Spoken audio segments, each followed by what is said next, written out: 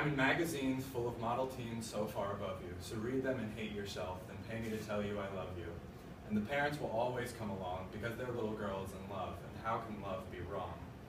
We know it's not right, we know it's not funny, but we'll stop beating this dead horse when it stops spitting out money.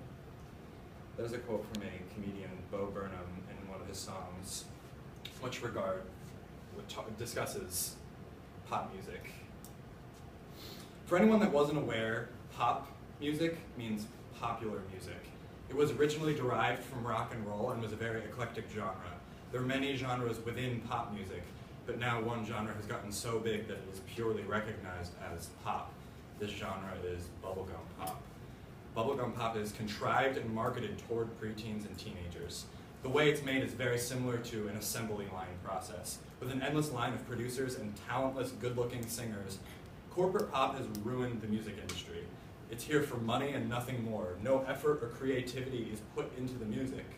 People with actual talent don't stand a chance with the pop music machine standing in their way. And it's time we put a stop to this corrupt system.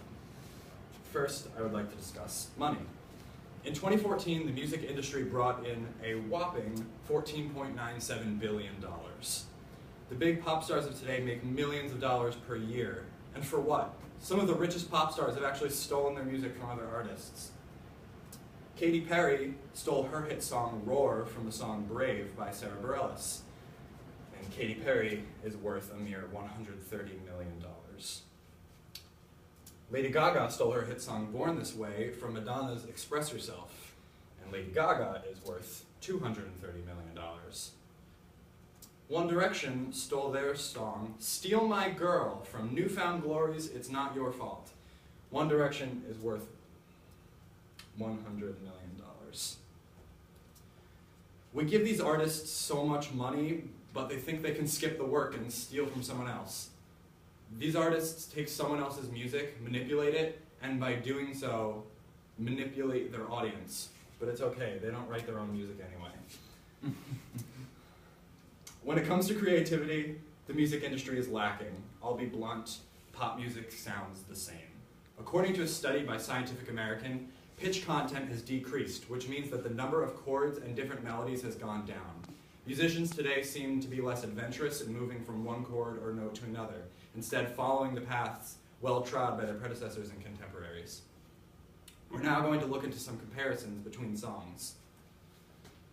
I'd like to first look at a comparison between a song titled Right Here Waiting by Richard Marx and Baby by Justin Bieber. You can tell the lyrics on the right, not very creative, very repetitive. And over here, it's more like poetry, and Right Here Waiting has one writer, Richard Marx, and only two producers. Richard Marx is actually one of them. But the amount of people it took to write Baby, Baby, Baby, Ooh, it took 6 people, and I feel like that's an issue. And we'll look at another one. People have probably seen this photo all over the internet. I've seen this many times. Another repetitive song by Beyonce, Run the World.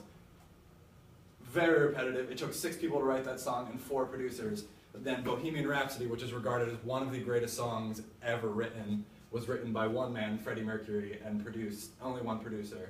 Not sure as to who the producer is, but as you can see, the amount of creativity has gone down. The biggest problem with pop music today is talent, or the lack of it. There are very talented artists out there who go highly unrecognized because they weren't purchased and then manufactured to produce pop music. Someone doesn't have to be signed to a major record label to be talented. You can see some street musicians, subway musicians, many homeless, and from what I'm sure everyone has seen someone playing music on the street, they're often very good, but no one has a clue who they are because they're not signed by a label. Mega pop stars of today are machines. They just produce generic song after generic song, targeted at teenagers who will give them money. They have millions of dollars backing them. Independent artists who make music because it is their passion have very little chances of making it or even being able to survive on just their music. I do want to acknowledge one thing, I'm not saying that every pop star is corrupt and untalented. There are plenty of music artists today who deserve the success they've achieved because they are genuinely talented. Point out a few. Don't particularly like her music, but she's very talented. Taylor Swift, Ed Sheeran, Kendrick Lamar, Bruno Mars, Justin Timberlake, Sam Smith. All of these people, incredibly talented, and even if you don't like their music, they absolutely deserve the success they have because they put so much work and effort into their music, and it really shows in the product, in my opinion. Many pop stars are very talented and write wonderful music. Unfortunately, most of them don't have the first clue how to even write a song or play an instrument. Other people write the music, and then they just sell it for their own profit.